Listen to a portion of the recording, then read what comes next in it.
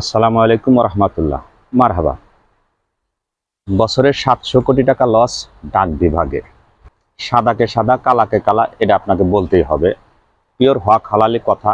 আপনি লাল শার্ট পছন্দ করেন, কালা শার্ট পছন্দ করেন বা সাদা শার্ট পছন্দ করেন, যেই শার্টই পছন্দ করেন না কেন, আপনাকে হক হালালি কথা, যেটা সাদা সাদা সেটা কালা কালার আপনাকে স্বীকার করতে হবে। বছরে 700 কোটি টাকা লস যদি ডাক বিভাগে হয়, ডাক বিভাগের 462টা গাড়ির ভিতরে 135টা গাড়ি অচল, চলে না, অকেজ। এক একটা গাড়ির মূল্য 70 কোটি টাকা হলে এটা যখন কর্তৃপক্ষ, ঊর্ধ্বতন কর্তৃপক্ষ, মন্ত্রী মহোদয় পরিচালকের কাছে যখন জানতে চায়, পরিচালক আবু তাহের তার কাছে যখন জানতে চায় এই গাড়িগুলো নষ্ট কেন, অচল কেন, এ বিষয়ে আমি কিছুই জানি না। পাচাটার কোনো সুযোগ নাই, এখানে কাউকে তেল মারতেও আসি নাই। পিওর হক হালালি কথা। আপনি আমাকে যখন একটা কামলা নেবেন, বাজার থেকে যখন কামলা নিয়ে যাবেন, ভাই 5 ডিসিমাল ক্ষেত নিরাবো, দিন শেষে যখন গৃহস্থ কামলাকে বলবে, ভাই ক্ষেতের মধ্যে কি নিরান টিরান হয়েছে, ঘাস টাস কি আপনি ফাইলা দিচ্ছেন, আলের কাজগুলা কি কাটছেন, এখন আমি আপনার কাছে কামলা দিচ্ছি, আমি যদি বলি দেখেন এই বিষয়ে আমি কিছু জানি না, আমি বলতে পারলাম না, গৃহস্থ কামলা কি কানে নিচে দুটা চটকানা মারবো না কি করব? সারাদিনে 550, 600, 700 টাকা মজুরি দিয়ে কাম করানোর পর যদি তাকে জিজ্ঞাসা করা হয় ক্ষেতের ভিতরে ঘাস আল কি কাজ কাটানো হয়েছে, নিরাইছেন, আমি যদি উত্তর দিই যে না ভাই আমি এই বিষয়ে আমি কিছু জানি না, গৃহস্থ আমাকে আদর করব? ঊর্ধ্বতন কর্তৃপক্ষ প্রতি মাসে পাই পাই করে বেতন, স্যালারি, সবকিছু, সুযোগ সুবিধা, ভাতা সবকিছু দেওয়া হয়। দেওয়ার পরেও যখন পরিচালক আবু তালেবের কাছে মন্ত্রী মহোদয় জানতে চাইছেন যে 462টা গাড়ির ভিতরে 135টা গাড়ি নষ্ট, এক একটা গাড়ির মূল্য 70 কোটি টাকা যদি হয়, তাহলে গাড়িগুলো নষ্ট কেন, কি জন্য, এ বিষয়ে আমি কিছু জানি না।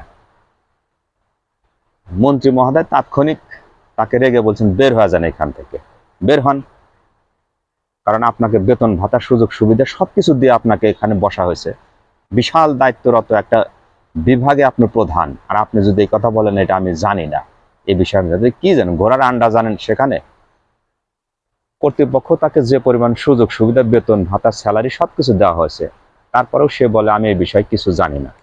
1 ঘন্টার ভিতরে আপনাকে পাই পাই করে আপনাকে হিসাব দিতে হবে।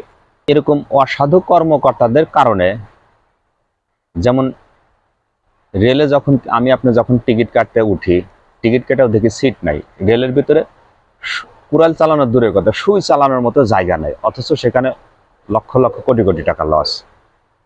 বিমান বাংলাদেশ এয়ারলাইন্সে যখন ভিতরে টিকিট কাটার জন্য টিকিট কাটতে যায়, তখন দেখা যায় অসংখ্য প্রবাসী, তাদের ভিতরে সিট নাই, অথচ কষ্ট মষ্ট করে একটা টিকিট যদি পাওয়া যায়, বিমানের ভিতরে দেখা যায় যে ক্রিকেট খেলার মতো পরিস্থিতি, প্যাসেঞ্জার নাই বললে চলে, অথচ টিকিট কাটতে গেলে টিকিট নাই।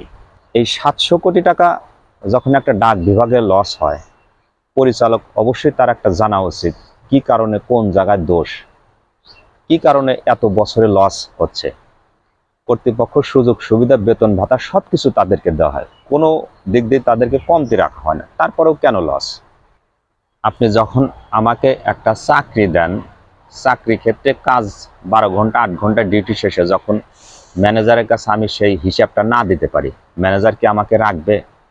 প্রশ্নই আসে না সে কখনো আমাকে ওই চাকরিতে রাখবে।